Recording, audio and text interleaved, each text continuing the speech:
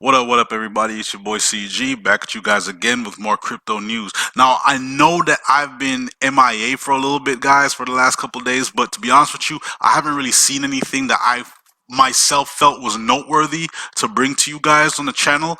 But to be honest with you, I know a lot of you have your own particular projects that you're extremely interested in. So I'm thinking about, even if it's not something that I feel is good for the overall health of the cryptocurrency industry, I may just start talking about these individual projects and the strides that they're making in the industry.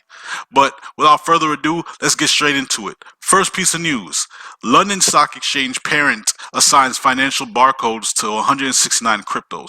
Now, guys, as you know, in the last 2 to 3 years, we've been seeing major strides as far as the traditional financial system embracing, slowly but surely, of course, the cryptocurrency market. And this is just another example of us going in this direction. So essentially, the LSEG, the London Stock Exchange Group, added 169 digital assets to its SEDOL master file service, a global database that assigns unique identifiers to financial instruments. So essentially, they've made it so that their clientele are able to keep track of these assets, whether it's the issuance, whatever transaction takes place with these tokens, whatever you want to call them. So this is extremely big news as far as I'm concerned, because this is just another huge platform that is embracing the cryptocurrency market because of the demand from their clients. Now, it's not like it's one or two or three people doing this or making this demand, because what do you look like changing in some way the structure of your business for 2 or 3 people? That means you don't really have a lot going on. So in order for something like this to take place, we have to see massive demand coming from clients all across the board. So the fact that they are doing this says or speaks volumes about the types of demand that the London Stock Exchange has received to have these assets listed. So this is crazy news in my personal opinion, because it's only going to get deeper and deeper and deeper as far as the traditional financial system getting interconnected with the cryptocurrency market. And the demand in and of itself for these assets is only increasing exponentially. There really is no sky, in my personal opinion, to the amount of growth that the cryptocurrency industry is going to witness in the next 2 to 5, 10 years. Next article: Italian banking industry chose decentralization over centralization. So essentially, the ABI, the Italian Banking Association, uses a blockchain-based system called Spunta, built with decentralization in mind. So the whole idea behind them building this decentralized system was that there was no specific entity or particular entity that they would have liked to have been, how can I put this, the gatekeeper for this private information that these banks or this industry would share. So they opted for a more decentralized route, a more autonomous route as far as the sharing of information. Now, this marks a big change in the way that they traditionally have shared information in the past, and the fact that they're not necessarily crypto, but just the idea behind it. You can't separate blockchain from crypto. Let's be real. You cannot do that. If you bring up blockchain, you have to bring up cryptocurrencies. It's just like, it's like you can't have a conversation about it without talking about, oh, well, I was in this project or this company that does it. You know what I mean? It's gonna come into play at some point in time during that conversation.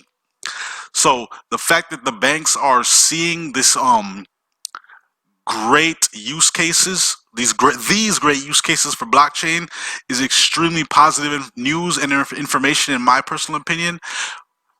The fact that they're embracing this industry, not just cryptocurrency, but the blockchain in and of itself, which in my personal opinion is far more useful to a certain degree, depending on where it's being applied, than cryptocurrencies.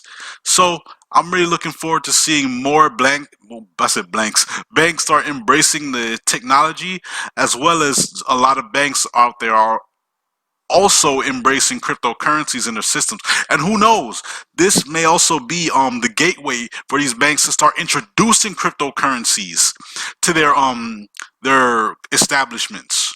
Who knows? So I'm really looking forward to seeing where this goes. Next article: 23-year-old who lied to bank about Bitcoin holdings pleads pleads guilty to fraud. So this article is about a Mr. Randall Joseph Smale. So essentially, he was attempting to commit bank fraud. In his fraud, he misstated the amount of cryptocurrency holdings that he held on the cryptocurrency exchange Kraken. He told the bank that he held about $640,000 in Bitcoin, and he could only withdraw that amount in $200,000 increments due to tax liabilities and issues. So he was attempting to receive a loan from the bank when he made this statement. And the cryptocurrency industry, as much as people want to say that, oh, they've been cracking down and tracking this, that, and the third, it's not that simple, especially when you're an establishment that's not used to dealing with this industry. And obviously we're going to have individuals who seek to get one over on these companies who aren't familiar with the cryptocurrency industry and take advantage.